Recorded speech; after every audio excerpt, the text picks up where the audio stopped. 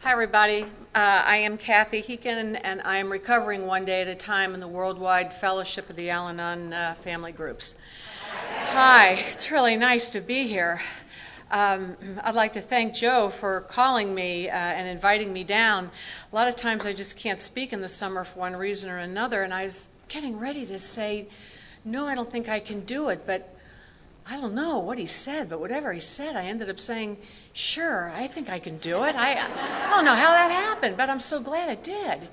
And I'd like to thank Ellie for being in touch with me throughout the year, making sure that I was doing my part, which was to get an airline ticket and all those detailed things I'm not very good about.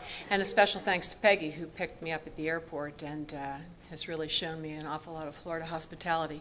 So I thank them particularly, and in general, I'd like to thank all of you for being here at this convention and for all the work that I know goes on in putting together for the 47th time a state convention. Like Ellie, I appreciate, whenever I'm in an AA convention, I appreciate that spirit of cooperation that I often find, and usually always find, with Al-Anon. It has really been just a spectacular place. I can't imagine ever going to another convention that's quite this posh, to tell you the truth. I was thinking it certainly makes up for all those times that I found myself in a tent, trying to keep the mosquitoes at bay. But being Irish Catholic, I know there will be a price for my being... Oh, there'll be some suffering down the road for this. Anyway, I've enjoyed the workshops. I've certainly enjoyed the speakers, and really, I come to you today filled with gratitude for being here. I am so very glad that I found you, because for a long, long time I looked for you, and I just didn't know where you were. I'd been to so many priests and social workers and psychologists, and just trying to find out what was going on. I can remember one time I went to a social worker, and I was always just so ready to try to tell somebody what I was living with. And she said to me, well, tell me about your family. I was like, my family? What does my family have to do with this? So I said, well, in my family, we just laughed about everything. I mean, we never really took anything very seriously. And she said, well, that's pretty sick. And I remember thinking at the time, well, maybe it is, but I loved being there. And that's the truth. I loved growing up in my family. I was third out of 6 kids, which really, in my neighborhood, 6 kids, we were like pikers.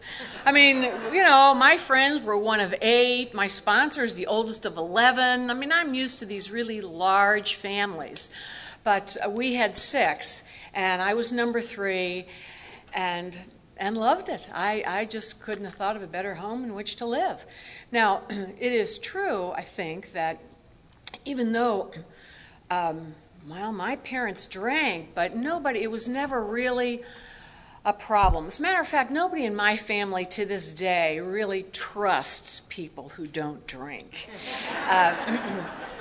But we didn't have alcohol was not a problem. But in my large extended family, there are always stories of people who drank a lot. And they were always told with a great deal of humor. My Uncle Mike, who came over with my grandmother from the old country, he was a drinker, and he carried a bottle in his back pocket. And one day when he was coming up our steps, he slipped on the ice and fell backwards, and he felt this liquid in the back of his pants, and he's touching all around, and he goes, oh, thank God it's blood. I mean, we told that story in my family forever. Stories like that, Funny stories. Mrs. Pendergast came over with my grandmother on the very same boat, and she was always distressed about her husband, who would hit the bars after work and would come home late. So one day she decided to find a pint, and just before he arrived home late at night, she dumped most of it down the sink, and then she sprinkled the rest of it all over herself. And when he walked in, there she was, just laying there with this empty pint in one hand, just reeking of alcohol. And Mr. Pendergast never drank again. And see, that was the kind of thing that I was always trying to come up with. I remember those stories, and I would always think to myself, when alcohol became an issue in my life, wow, if I could only come up with a scenario, if I could only come up with the right words, with the right thing to do, I too will be able to cure this thing. So all those stories were pretty funny, except when the stories I heard about my own grandfather. Those stories weren't very funny. And my mother wouldn't talk about it very often, but I remember once I was in Al-Anon saying to her, "Mom, do you think your father was an alcoholic?" "Oh." She looked at me and she said, "Of course he wasn't an alcoholic. We didn't have enough money for him to be an alcoholic. He was just a mean Irish drunk." And that's the way, that's the way they looked at that. That's the way that they looked at that. I've heard two remarkable stories this weekend from sisters, which are very close to me, because growing up, I've had over 16 years of an education with nuns. And I had very good women who taught me. But what I remember most about that education was the importance of doing good and of getting good. The importance of doing good and of getting good. The importance of always doing for others, of being of service, of being self-sacrificing. That's what I heard. The value of suffering. I mean, you must have gone to school where I went. I mean, the value of suffering. But it had to be, the key was, it had to be silent suffering. Because if you complained about it, it didn't count. It just didn't count. I was thinking just this afternoon, I can remember, because I grew up, I was a little kid when all that communist scare was going on, and I can remember the nun who taught me that year telling me that if the communists ever came to Cincinnati, that they would take all the nuns and they would hang them in Fountain Square. And I have never forgotten that image. Every time I go downtown to Cincinnati and I see Fountain Square, I have that image in the back of my head of all those nuns, hanging by a lamppost. I mean, that's a terrible thing. But what I also remember when she told that story, she told it with a certain amount of relish, as that might be a good thing that might happen to her. So I don't know if I was primed for what would follow, but I certainly had that sense, that idea of the importance of hanging in there, of doing good, of getting good, of looking good, The other important thing in my family, of course, was the humor. I mean, we were raised to look at things with a great deal of humor. I know I tell this story very often, but really it was true. In my family, everything that happened was met with humor. I mean, that's how my parents taught us to deal with life. They also taught us that life was difficult, that life was earnest, life was hard. My mother would say that. Life is earnest, life is hard. But for them, from my perspective, it always seemed like it was going along quite well because they were so funny. When my father's only brother died at age 48, and he, like a true Irishman, he never married, he'd lived with his mother. He died at 48 of a sudden heart attack. And he had been the president of the Hibernians. And I don't know if you're familiar with the Hibernians. But it's just this little Irish group that, I'm sure there's more than that to it. But they dress up and they have this little organization and they organize the St. Patrick's Day Parade in Cincinnati. They kidnap the statue of St. Patrick's and then it appears March 17th at the head of the parade. And it's a lot of regalia and a lot of tradition. He was president of the Hibernians. So when he died suddenly, the Hibernians took over the planning of his wake and of his funeral. And I can remember my father standing alongside the casket, the open casket of his only brother, And I went up to him and I put my arm on my father's shoulder and I said, "Gosh, Dad, the Hibernians have done such a wonderful job with this wake and with the funeral tomorrow." And my father looked at me and he said, "This is nothing. Tomorrow they're going to execute a Protestant."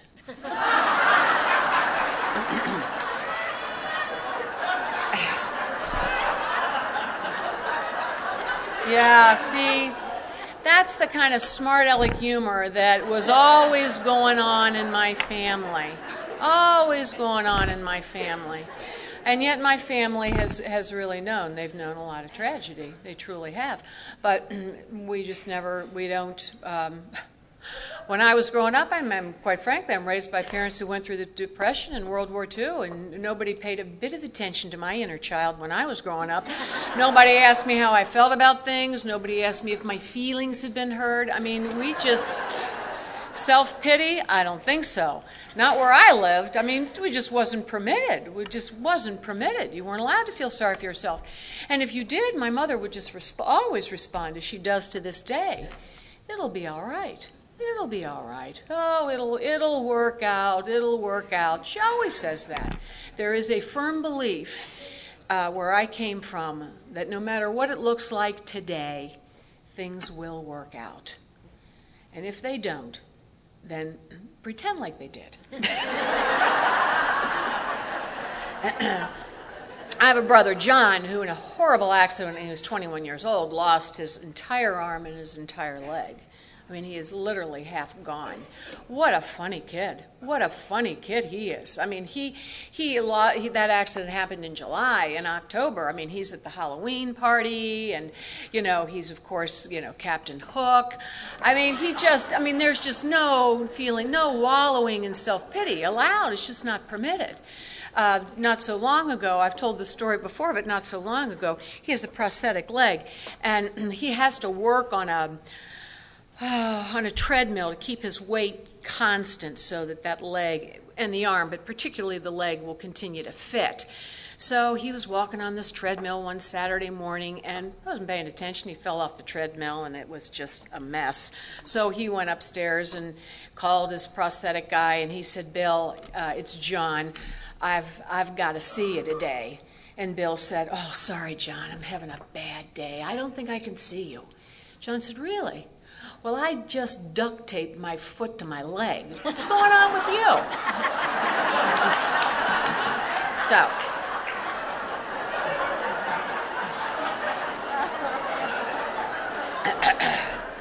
it's a funny family. It's not normal, but it's a funny family. And I like it that way. I will say this, that the teaching that I had really had a big impact on me. That idea of being good, of getting good, of looking good had a huge impact on me. But I always was fascinated and attracted by those who really didn't care about getting good or being good or looking good. I was always attracted to people who broke the rules, who clearly, when the sign says, "Don't park, it's a fire lane," there they were, parked right in the middle of the fire lane, who just weren't always so concerned as I was about your feelings and filtering everything that I said because they certainly didn't want to step on your toes. I used to think that I was addicted to being good. I think my addiction is to approval. It was strictly always trying to be good and to do good. It was an addiction to approval. But when I met my husband, I was fixed up with him by one of his sisters. I thought that he was possibly the bravest man that I had ever met in my life, because he didn't care what he said to you, and he didn't care what it looked like. He did what he wanted to do. And at the time when I met him, he was in flight school with the United States Marine Corps. And that, for a cowardly person like me, was pretty attractive. He used to, when he would walk up the steps to my house, he never really walked up the steps. He more or less swaggered up the steps. And the first date we had, he arrived with a silver monogrammed cup that was filled with bourbon. Oh, I just thought that was so neat. I thought that was so sophisticated. He just seemed to have absolutely no fears whatsoever. And I really liked that. I thought that he would be the kind of guy that would do for me what I could never do for myself. One time, when we had a date, he had friends in Batesville, Indiana, who owned horses. And his father used to raise quarter horses, so he knew all about horses. He knew a lot, it seemed to me, about a lot of things. But so we went over to Batesville, Indiana, to ride horses with a gang of friends, and one of the guys got into a little stall that was much too small, and he was with a horse that was much too powerful, and he really didn't know what he was doing. He was in trouble.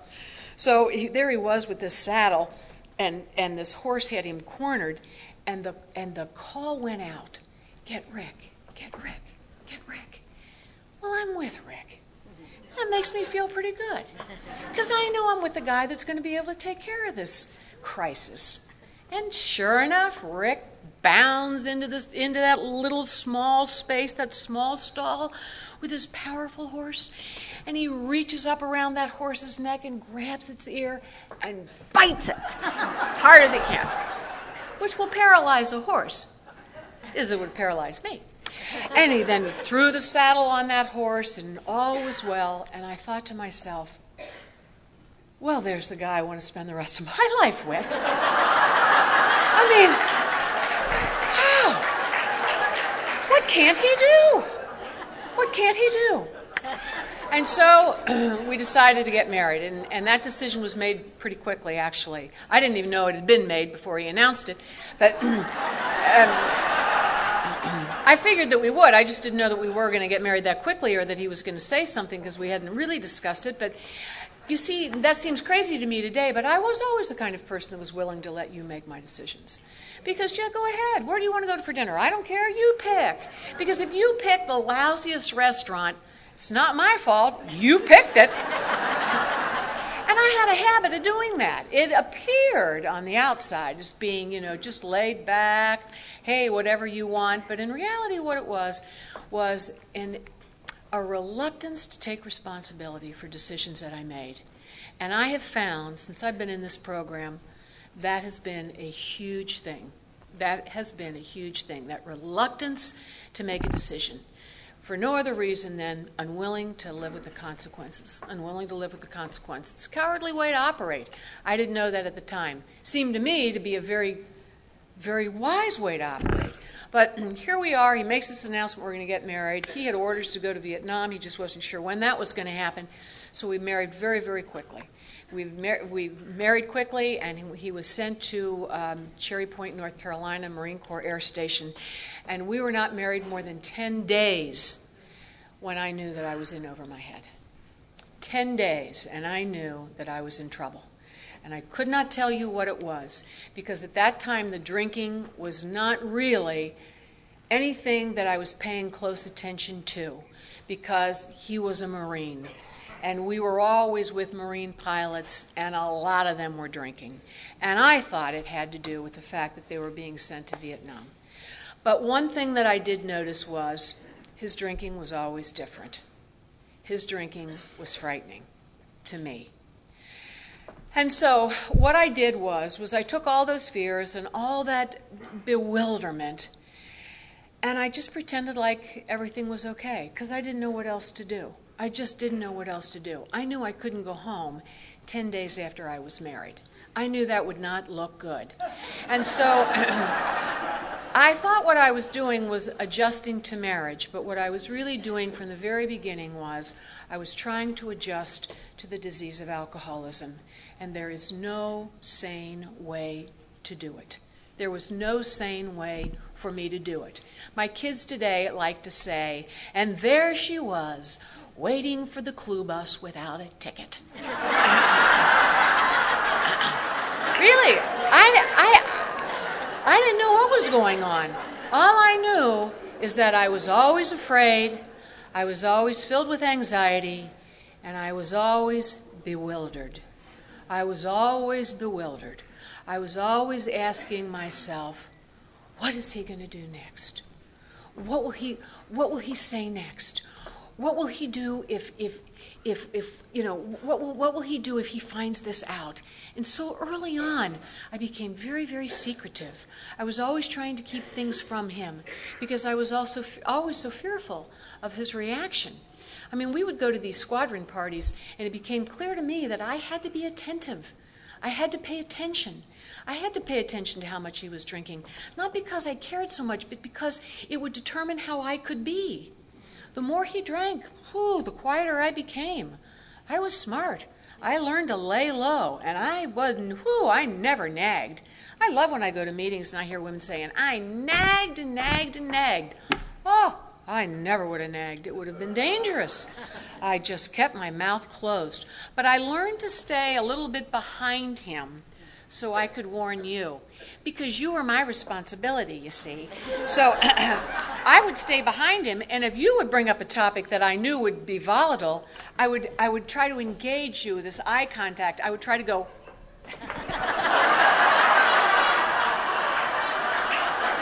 oh my God, I was so worried that he would offend you. I was so worried. But in reality, I was so worried about what would you think of me? What would you think of me as a woman, as a wife that could not control her husband? Because the truth of the matter was, I always believed that once we were married, he would be different. And that's honest. I always believed that once we were married, he would be different. And in our literature, it says, quotes Thomas Merton, that the beginning of love is to allow those we love to be themselves perfectly. And I had no idea how to do that. I was always trying to make things look good and make it look like my life was exactly the way I wanted it to be. I never considered not getting into a car with him when he would drink. How would that look? I would never consider asking you for a ride home. I thought the smartest thing to do was to get a seatbelt on, carry a rosary in my pocket, and keep my mouth shut. That's what I thought a loyal wife did. And when my husband finally got his orders to go to Vietnam, I was absolutely, from the bottom of my heart, relieved. And I knew I was the only woman in that entire squadron who felt that way. I also knew that it was probably politically incorrect to have those feelings. So I would wring my hands and I would just join in, all of that was going on. And what should we do? Should we stay here in Havelock, North Carolina? Should we go home? What should we do? I couldn't wait to go home. I just wanted to go home. And I couldn't wait for them to leave. I mean, I know I was the only one that was watching her little calendar thinking, when are they going to pull the squadron out? I'd only been married 4 months. So off they went to Vietnam. I made a beeline back to Cincinnati. And I'll tell you, I just believed that I would get this year where I'd be able to figure it out. I got home and I called that priest that had married us. And as I was walking out the front door, my mother said to me, I hope you're not going to tell him anything personal. Oh, no. I didn't know what to tell him because I didn't know what the problem was. And sometimes when I hear people say, I've never got any help. Well, for me, I never told anybody really what was going on. I was even protective about people that I spoke to. I felt like there would be this great disloyalty in talking about really what was going on. I just was hoping they'd be able to figure it out from the few clues I threw their way. So this priest tells me I come from this long line of aggressive women and I probably needed to take a back seat and everything would be all right. But I knew that wasn't it. And that's why the relief that I felt when I finally felt Al-Anon was there, because it was the first time when I came to that beginner's meeting that I had a sense that I was where I was supposed to be, that I had a sense that that's where the answers were, because I had been to a lot of different places, and I would always leave with heartsick thinking, I don't know what it is, but that's not it. I'd go to psychologists, speak in I statements. Oh my God, I'd come home and say, I hate you. That didn't work. So, it was just that confusion, that bewilderment. We talk about, our thinking becomes confused and our perceptions distorted. That's what happened to me from the early months of my marriage. That's what happened to me.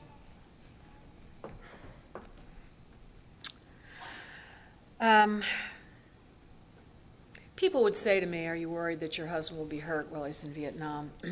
And I wasn't, because my husband was so very, very good at everything he did. Always, he did well. He was an excellent jet pilot. Excellent. When I would watch him do those practice runs, they have to come down and try to hit that middle wire.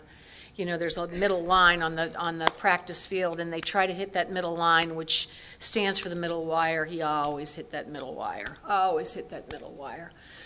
So I knew he was a good pilot. But the real reason that I didn't think they'd shoot him down was because he was just so daggone mean, It's always those nice little boys from Indiana they were shooting down, But I used to think to myself, maybe if they'd just catch him and torture him a little bit, it would straighten him out. Now I'm a bride, I'm a bride. What the heck kind of thinking is that for me, this nice little Catholic girl? But here I am, and I'm thinking of these things, and I know that's wrong. And then I begin to feel even worse about everything. And needless to say, I didn't figure anything out. He came back from Vietnam, decided when he got out of the service to become a dentist. I don't know how that happened, but we went up to Ohio State, and he spent 3 years in dental school at Ohio State. At the time, they'd put it all in 3 years. But shortly before we left for Columbus, he had been out drinking over in Newport, Kentucky, and was beaten badly by a bouncer. He had to have surgery on his eye before he could go to school, because he couldn't really see well out of that eye the way the bouncer had left it. So those 3 years when we were in Columbus, he didn't drink at all. And I thought it was because I had been patient, long-suffering, hadn't nagged, hung in there, kept it to myself, been silent. I've heard this prayer in Al-Anon for years now. God, sit on my tongue. God, sit on my tongue. I didn't know that prayer then, but it was as though, I had done something in those early years of marriage not to go berserk. And now, look, now he's in dental school, he's getting these great grades, all seems to be well. We're in this little marriage group in our parish, we're giving talks about marriage. Things are going great. Out of dental school, back to Cincinnati, and everything is crazy again. I can't see any alcohol. I don't know what's going on. I don't know what's going on, but I know something's wrong. So what I do, you see, is this. I always have to be a little bit crazier than he is, because I got to see it coming. It's very important for me to see it coming. So I wait. I wait to see what's coming in the door so I know what to do and how to be. If he's coming in the door and he's in a bad mood, I get quiet. If he's coming in the door and he's in a good mood, I take advantage of that. I get in a good mood because I don't want to lose those moments. So without really realizing it, everything is about him and his moods and where, and what he's doing. And I'm making myself crazy with this. But I'm trying to pretend like everything's great. Eventually, he wrote me a letter. He handed it to me. I was standing in the kitchen of our home. It wasn't really our home. It was his parents' home. We were renting it. Hands me this little letter, and it says, "Dear Kathy, I'm going to be arrested very shortly by the narcotic unit of Cincinnati." He had been writing himself prescription drugs. As a dentist, you can do that, and had been just taking drugs left and right. Well, I was so relieved when I read that little letter.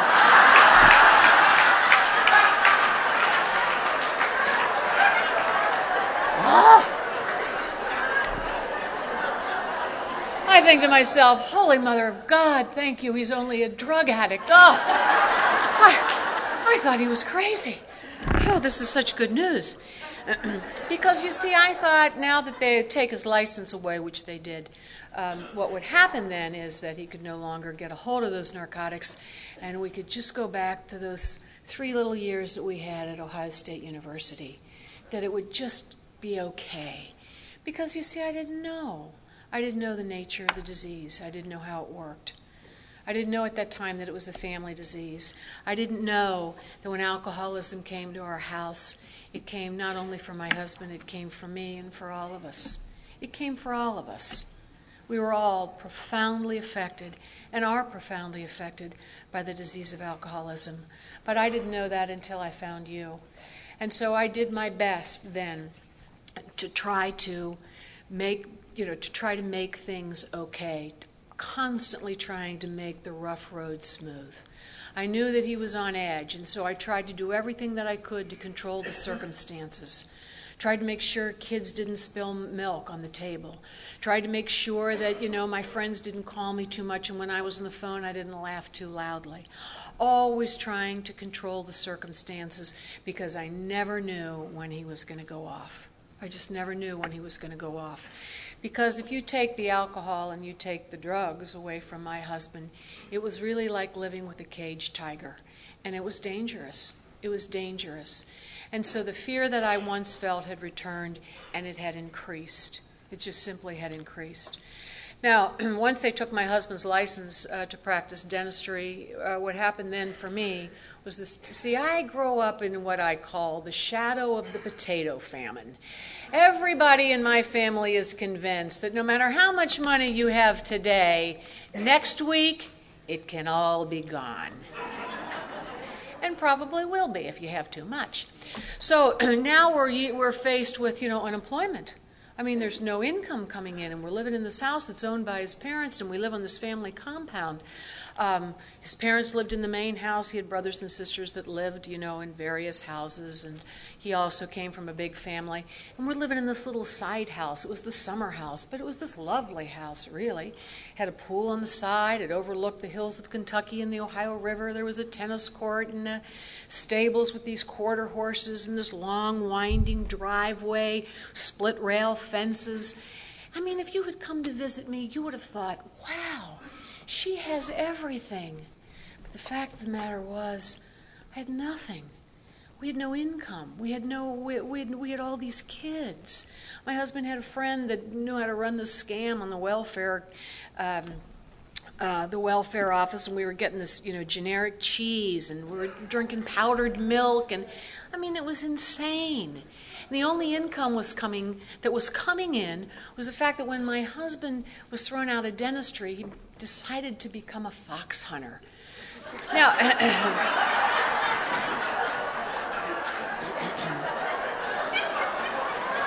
yeah. That was difficult for me to make that look good. But I did. My father, when I was a little kid, used to say, you ought to go into public relations. And really, perhaps I should have, because, fur trapping at one time was a very lucrative profession. You don't make a lot of money in the 1980s, but, he would just go out with his guns. I mean, it was always guns. He'd go out with those big guns and go off into the woods somewhere, and he would be gone for a long time. And I don't know what he was doing in those woods, but I know when he would come back, he would have some fox, and he would just hang them up and then go up in the bed and usually sleep or pass out or whatever with the gun next to him. And my little kids would come home from school, and they'd be like, oh, my God, all these dead fox hanging up by their feet. And eventually he would skin them, which was even more horrifying, really, if you've ever seen a skinned fox. It's just... And then he would sell these furs, so we would always have just a little bit. But I used to say to people would say, why isn't he practicing dentistry anymore? And I would say, dentistry really is far too boring a profession for him. He's really much more of a Renaissance man. He likes fur trapping. And then I would make it sound like it was just the most interesting thing you could imagine. My children would say, Mom, what do we put down on these when they would start school? Would always say, parents' occupation. What do we put down here? I would say, put down independent businessman. I mean, I was always making it sound like it was great, but it wasn't. And I just didn't know what I was going to do. I just didn't know what I was could do. I always felt like I was on the edge of losing it. And I will tell you this. I have been taught my whole life to pray. I have been taught my whole life that when I was created, that God whispered in my ear, I want you to be happy, joyous, and free. I have been taught that by wonderful people in my life. But I looked at where I was, and I could not imagine how the God of my understanding would want this for anyone. And I would go out at night on that hill overlooking the hills of Kentucky and the Ohio River, and I would look up to the heavens and I would say, all right, God, maybe that wonderful childhood that I was gifted is going to be balanced out by an awful adulthood. But you cannot want this for my children. You cannot want this for my children. So I was always bewildered. I always felt like, all right, I'll put up with this. But these kids, these innocent little kids, because at the time where we lived, there's these encroaching suburbs that are being built around, and I know that happens in a lot of rural areas. And so these people were building homes and moving in with their families who were not very much like the families on the compound.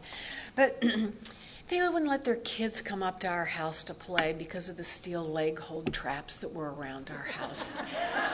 I used to call them the Stepford wives. I'd say, well, why do the Stepford wives move to the country if they are afraid of a little leg hold trap? If their little kids step in one, you just pull it open and pull the kid's leg out.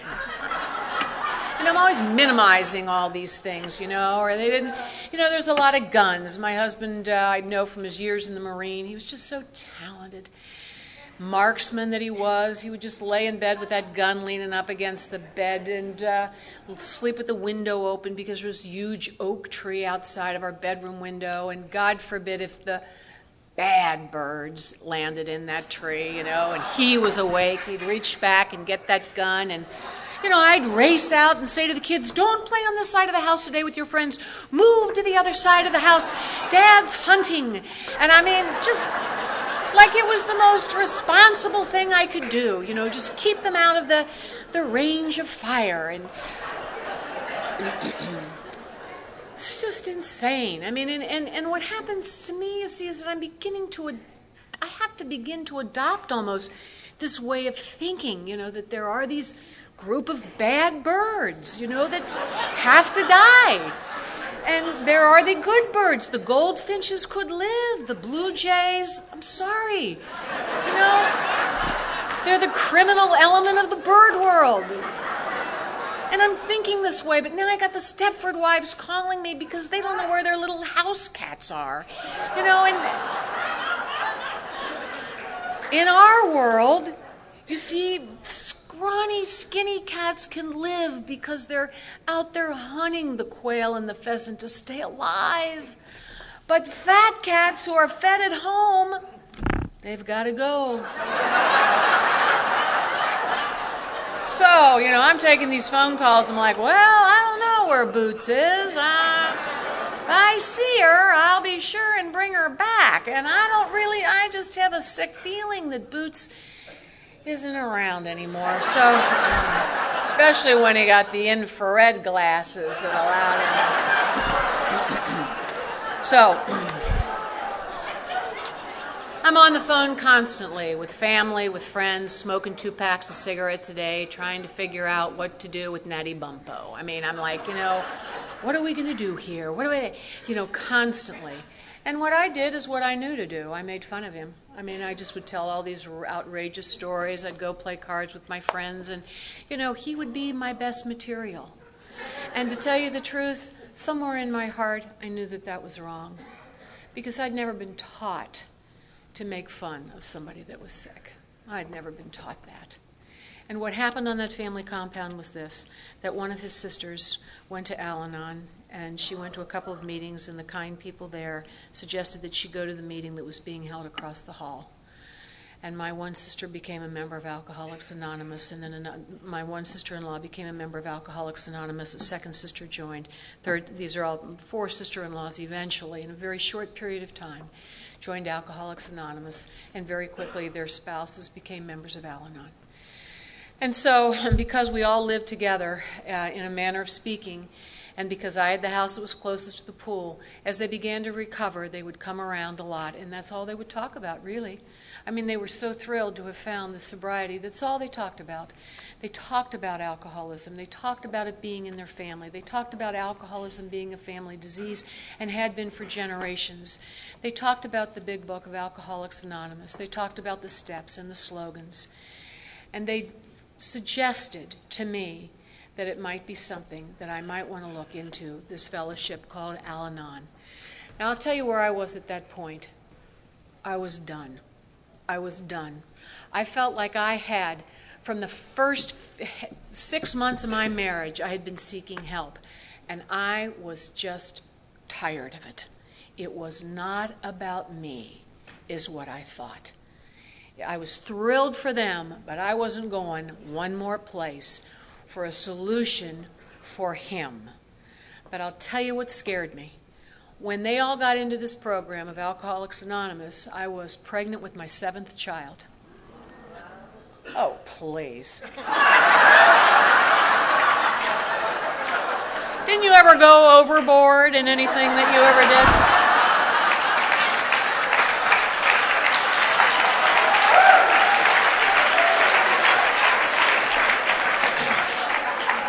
There's a woman in my Al-Anon home group. She's from England, and she doesn't have any children, but as her husband progressed in his drinking, she started to plant rose bushes in her backyard, and as he progressed more and more, she asked her neighbor if she could use her backyard to plant more rose bushes. She's got 2 yards full of rose bushes, and I remember the night when she was telling that story, I thought to myself, rose bushes? Why didn't I think of rose bushes? How sane! So I'm pregnant with a 7th child of mine, and I've always operated on what I call my 8-year plan, which means that Rick was 4 years older than I was, and women in America generally outlive men by about 4 years. So I always thought at the end of my life I'd have these little 8 years of peace and quiet. 8 years where I didn't have to worry about what you were going to say, what I was going to say, 8 years of not always having, to watch everything, to be so careful. And now they're telling me that alcoholism is a family disease. It's been in the family for years, and I'm thinking, there goes my 8-year plan. So I knew a friend who had a friend who had a friend who was in Al-Anon, and I made that phone call, and she made that phone call, and what happened was I found a meeting. I found a meeting that had a beginner's group, and I went to it one evening in April 1982, and it was right before Easter Sunday. It was the Monday of that Easter week, and it was rainy and it was cold, and to this day I'm so grateful that so many men and women chose and continue to choose, no matter what the weather is, to show up at their home groups. Because I was told on that day that alcoholism was indeed a family disease, that I couldn't cure, that I couldn't control, and that I didn't cause. And I had never thought that I had caused my husband's drinking, but I always believed that if I loved him enough, that I would be able to cure it. I always believed that. And here these people are telling me really that my husband's recovery wasn't actually none of my business, that Al-Anon was a program for me, no matter what anybody else in my life was doing. And I have never forgotten that. That I have been profoundly affected by this disease, and that I need to pay attention to that. And that's what I heard those many years ago, and that's what I have never forgotten. And they told me eventually that unless I could see how sick I was myself and admit to it, I would never get better. And I can remember, when I finally had a sponsor, going home and calling her and saying, Patty, I don't feel particularly insane. I think really I'm fairly good. In the compound where I live, I think I'm one of the sanest people within a 5-mile radius. And she said to me, well, think of this. Can you relate to being sick with anger, sick with fear, sick with anxiety? And that made sense to me. Because when I came in, I had no idea how angry I had become. I had no idea how resentful I was. I was not in touch with those feelings at all until I continued to come and listen to men and women who are willing to honestly share themselves with me, night after night, week after week, and who showed me that I had a choice. I had a choice about who I wanted to be in this world, and I had a choice about how I wanted to be. I can remember holding on to that slogan, let go and let God. I would go home and really, I always thought that I was the keeper of truth and justice in that relationship. I would go home and normally, and I found it necessary always to correct his thinking and to let him know where he was wrong. You know, all that shaming, blaming, criticizing that was second nature to me. And these men and women told me, just let it go, let him go. Release him with love. That's what I was taught. And when I came in, not detachment, they called it releasing with love, learning to love people with open hands.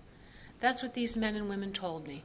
They told me I could use this phrase, you could be right. You could be right. That I didn't have to spend hours arguing and trying to get him to think right, you know. I could just simply say, you could be right. And that was the end of it. And what that allowed for me was hours of time on my hands to do things that were productive, for God's sakes. It just made a huge difference. Just those few meetings in the very beginning just almost immediately helped me.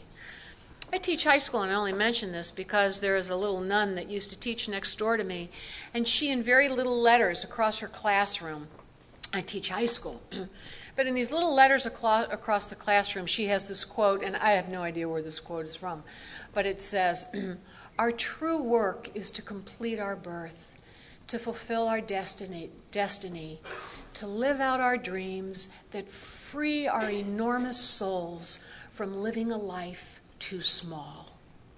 When I read that, I thought, that's what Al-Anon has given me.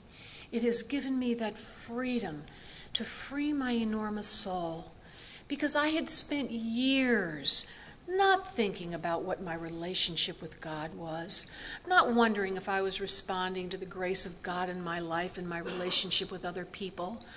I had spent my years hoping that he was going to be in a good mood. That's how I used to spend my days. So, this program that has allowed me to see that I can be restored to sanity because of the disease of alcoholism, not because of my husband, because of the disease of alcoholism that has been in my family and for generations of this family. A disease that took from me my hopes and my dreams, my spontaneity, my humor. That's what that disease took from me. And ultimately it took what it always takes, and that was my dignity as a human being. And you, because of your willingness to share the grace of God in your own life and the program that you have found, you have restored me. You have set my feet back on that path to becoming the kind of woman that I believe that God invites me to be, the kind of woman that I believe that I was created to be, the kind of woman that I believe God has challenged me to be. My mother has a little prayer in her refrigerator that says, reach up as high as you can and God will reach down the rest of the way. And that's what you have shown me, that if I am willing to give myself to this program, to do what it is that you tell me to do, to practice these principles in my affairs, I can continue that journey to become and to live out my destiny, to fulfill those dreams that God always has had for me and for my children. Nothing really changed for me until I got a sponsor and until I did a fourth step. Because for years I'd been asking the wrong questions. I'd been asking what's wrong with him, and never once did I take a look at what was wrong with me. In Al-Anon we talk about the 4 M's: manipulating, managing, mothering, and martyrdom. And I had to take a look at those 4 M's in my life. You want to talk about weapons of mass destruction? I had to take a look.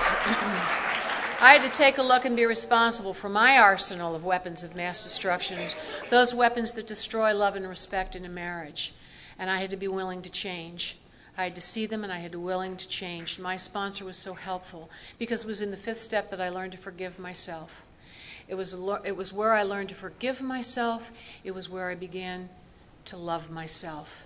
And I am just one who believes that until I love myself, and only when I love myself, will I ever be able to teach other people how to treat me?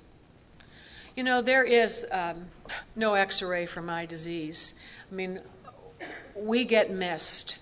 We get missed a lot.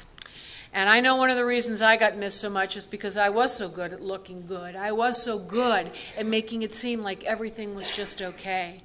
One of my sister-in-laws in AA always says that when she goes to an AA conference, she always goes to the Al-Anon speaker. And I said, well, that's nice. And she said, oh, yes, it makes me very grateful I drank.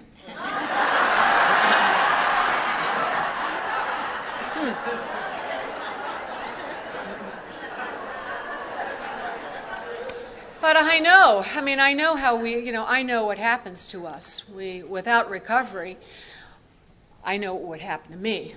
I would go through the rest of my life blaming someone else, being bitter, and ultimately ending up very, very lonely. Because that's what happens. Never taking responsibility for who I am. When I came into Al-Anon, this concept of anonymity, you know the way it was explained to me by someone that had many, many years in the program? They said to me, anonymity really means that we are all equals. That the scepter of the prince and the staff of the beggar are left at the door. And when we come in, we are all equals. That sense of humility was one that you had when I first came in that has always been very, very attractive to me. That idea of recognizing really who I am and humbly asking God to remove those defects of character. And we all do it together.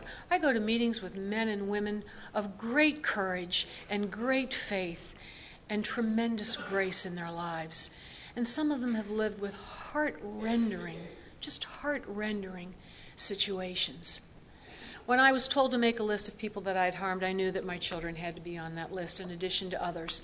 My husband and I loved our children, but my kids had been hurt because I was always living in the past, nursing wounds that had happened, always gathering evidence, to build a case against him.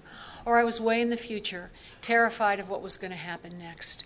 I was never in the present for my kids. So a lot of amends had to be made. You were the ones that told me the most powerful amends I could make for my children was to give them a healthy parent. That what I could really do for my children was to continue with my program. Give them a healthy parent, Kathy. Get well. Just keep coming back. Keep coming back. Practice these principles. And that was the most powerful thing that I could do for my kids. Because my kids were pretty little. And that's what you've taught me.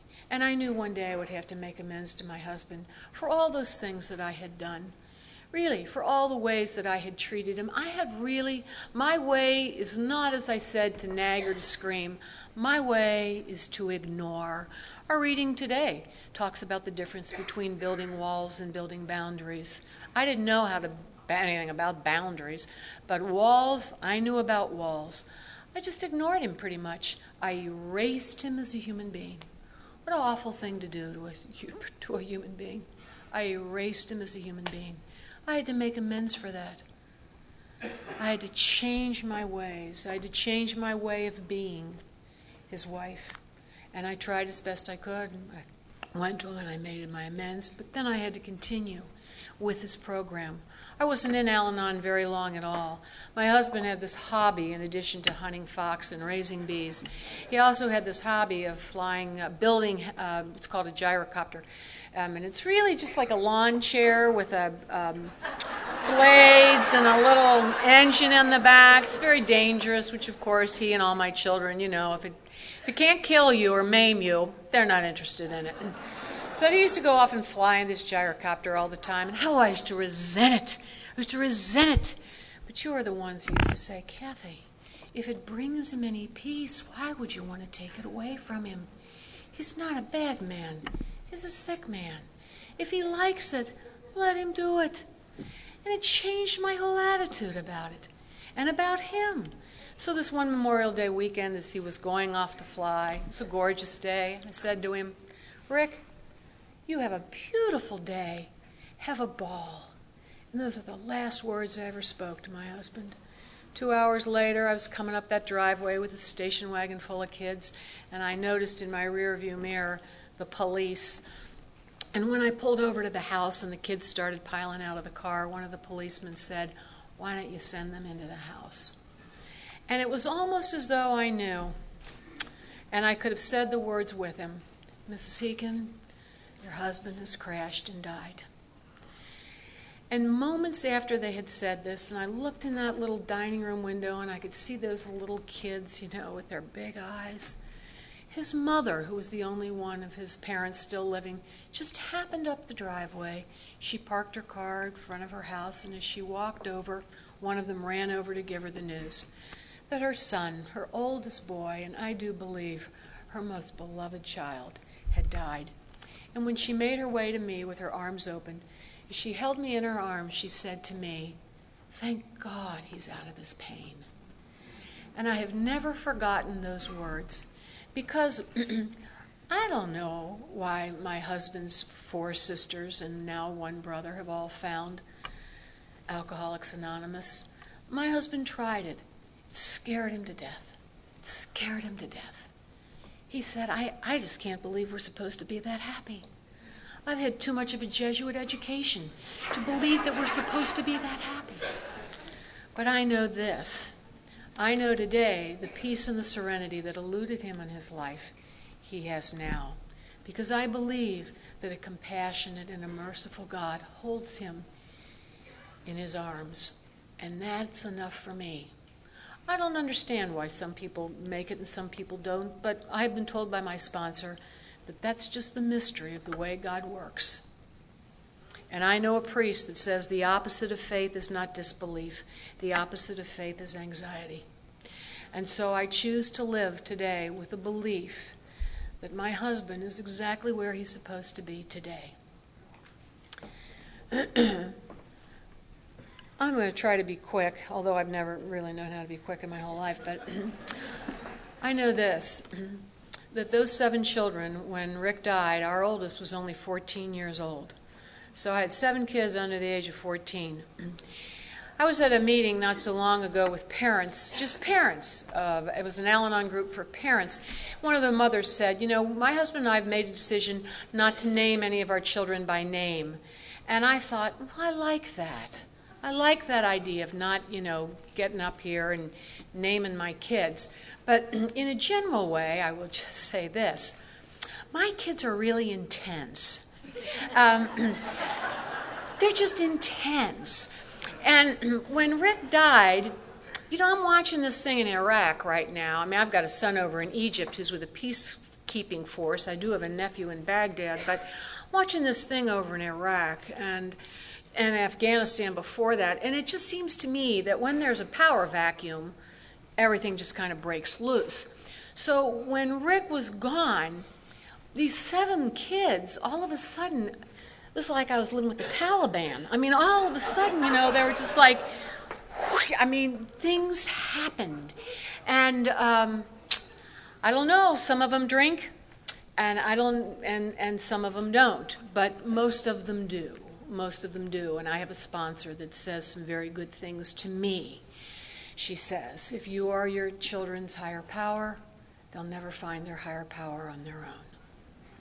She also says this weekly to me, Kathy, why don't you let God sort that out? Why don't you let God sort that out? I have no business saying which one of my children is alcoholic or not. My children love to know who it is.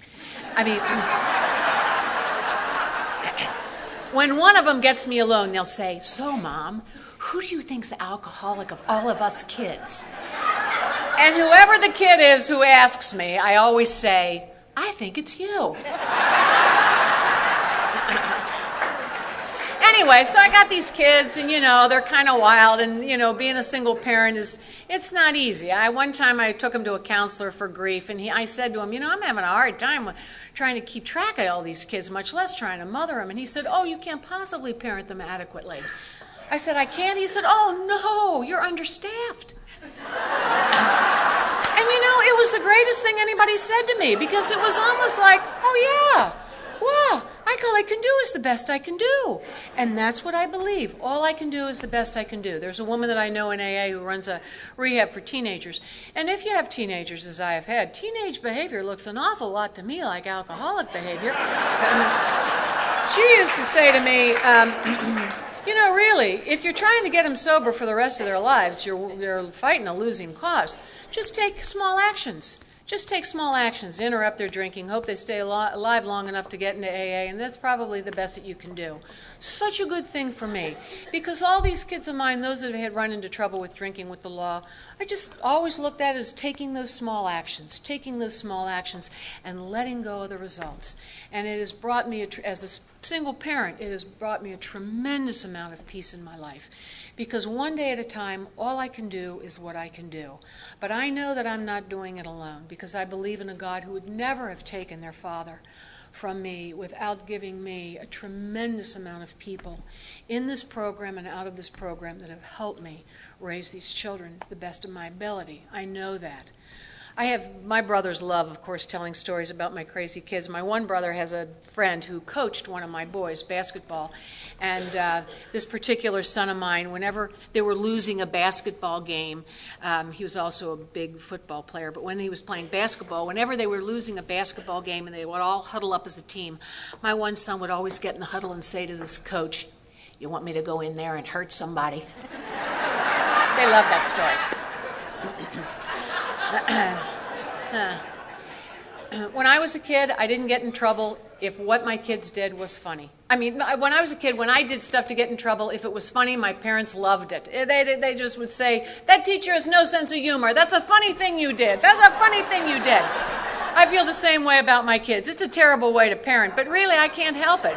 My mother today, of course, says, "What your kids need is a crack in the head. You want me to come over? I'll give them a crack in the head." She thinks everything, including alcoholism, is cured by a crack in the head. But that's my mother. She's also the one that says to me, "Why do you keep going to Al-Anon? Rick is dead." I say, "Mom, I keep going because I'm not."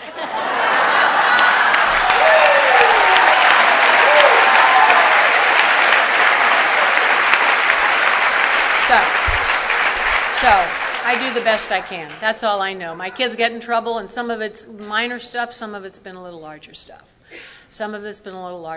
But I show up. I never get lawyers for them, but I always go to court with them.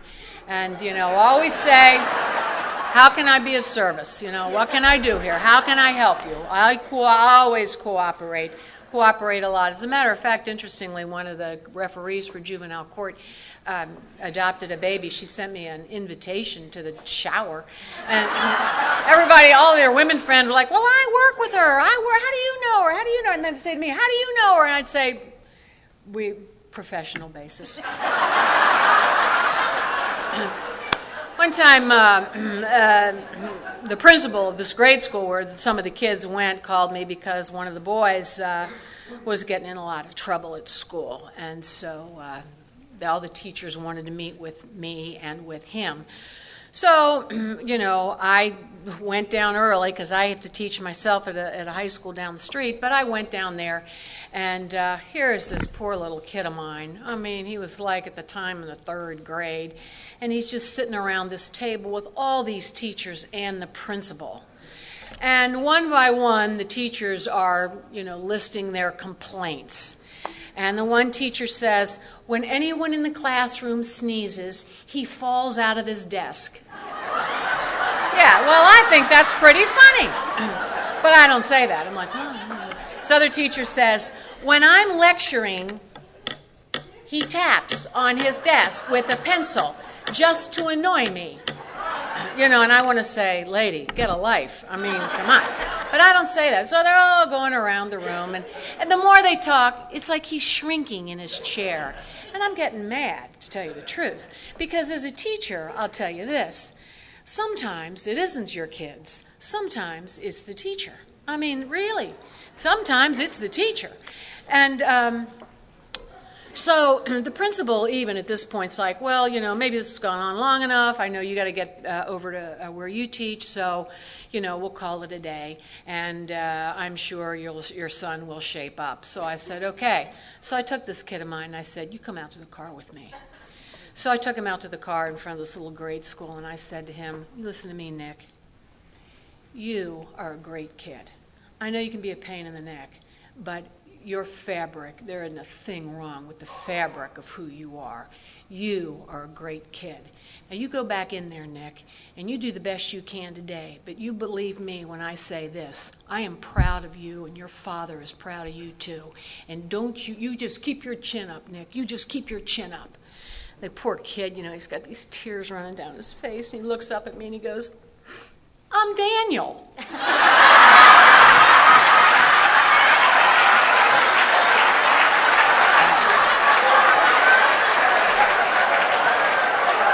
Whatever.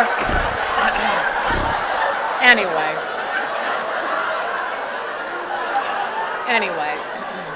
So, those are little lighthearted stories. There have been some more difficult ones too. The other thing about alcoholism is this, that I have found, is that we talk a lot about the resentment, we talk a lot about anger, we talk a lot about a lot of things, but the one thing that really strikes me mostly about this disease is the great grief that's associated with it. And that's just something I don't know how to get around. Because if you, like me, have had a child who has really gotten into a lot of trouble with the drinking, you know what grief that is. My sponsor always says to me, there is no inoculation for the pain of alcoholism. There's no inoculation for the pain of alcoholism. And I have found that to be true. There is no inoculation for the kind of pain that I have felt on 2 occasions when my sons have been brought before me in shackles and handcuffs. That is hard. It's just hard. But the beauty is that I've never had to walk through that alone. The beauty is that I have a tremendous network of men and women who are with me, who I can call, and the God of my understanding, who has never left me in this situation by myself. I believe in the grace of God. There is nothing quite like picking up that phone at 1 o'clock in the morning and having that officer say, "Mrs. Heekin, I'm at University Hospital. We have your son." That's difficult. It is difficult. It's also difficult when you're not quite sure where your children are.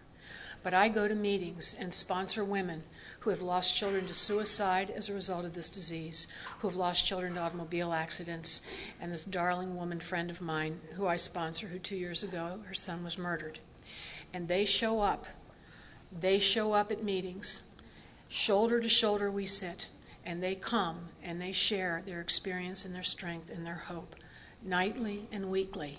And I know that I will never, no matter what may happen to any one of my beloved children, I know that I will never be alone, and I do not have to face any of that by myself. All this attention on these boys, and last September, my darling, overachieving daughter calls me to tell me she doesn't think that she can drink anymore. It's like, what? We haven't even been paying any attention to you. What? I mean, up to this point, we've had some of our vacations. Our vacations are planned around rehabs for these lousy boys.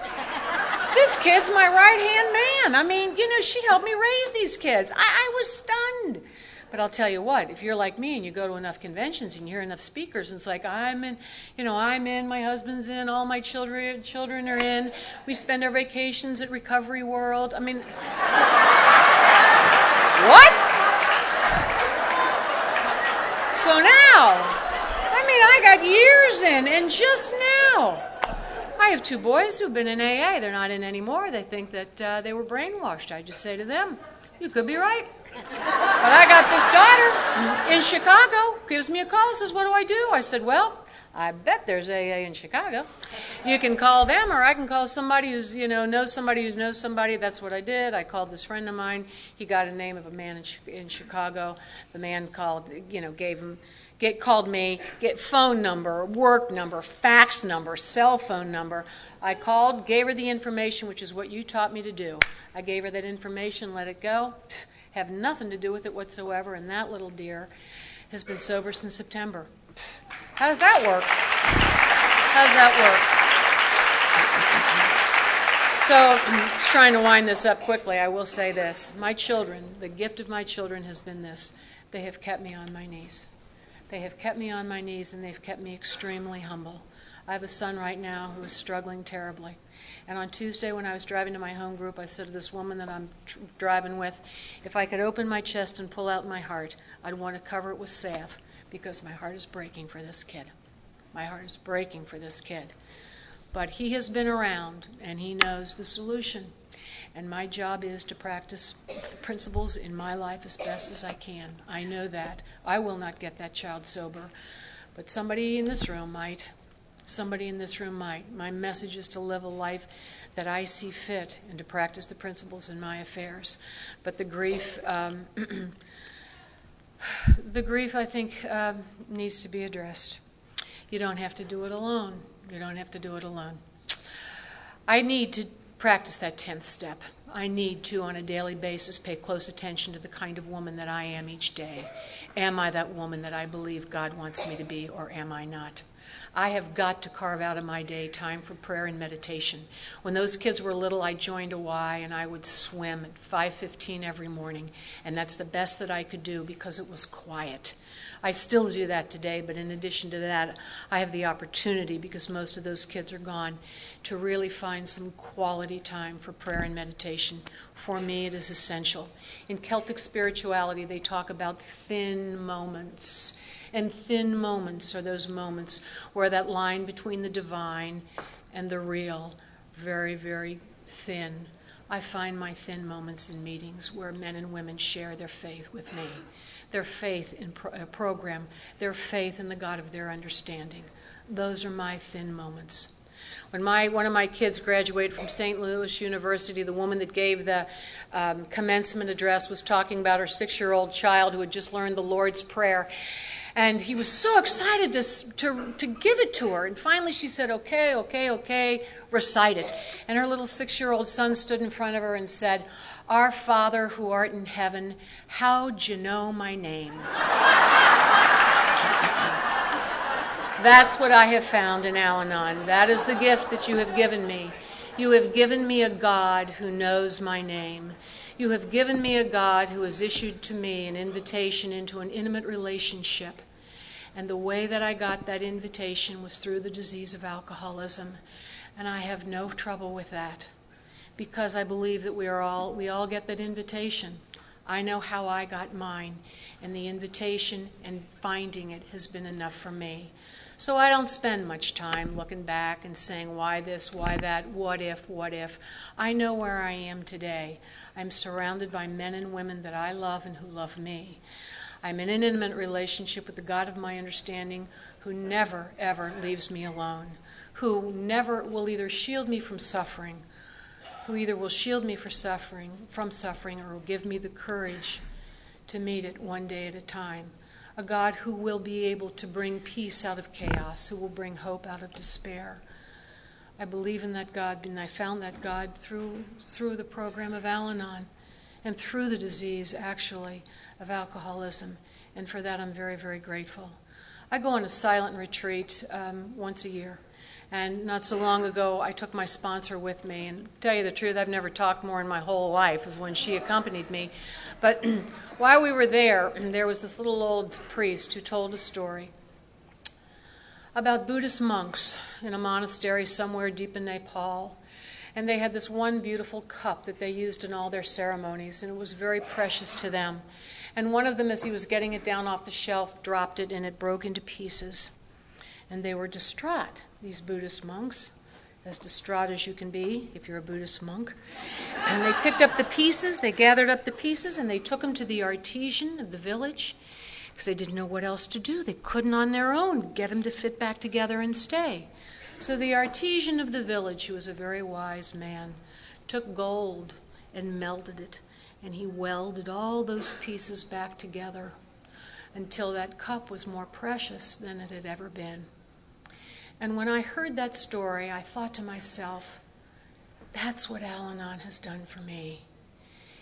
I came to you broken and in pieces, and you have welded me back together with the gold of your love and your understanding and your willingness to be there. And through you and through the grace of a gracious and loving God, I am more precious today than I have ever felt before. And for that, I'm truly grateful. Thank you.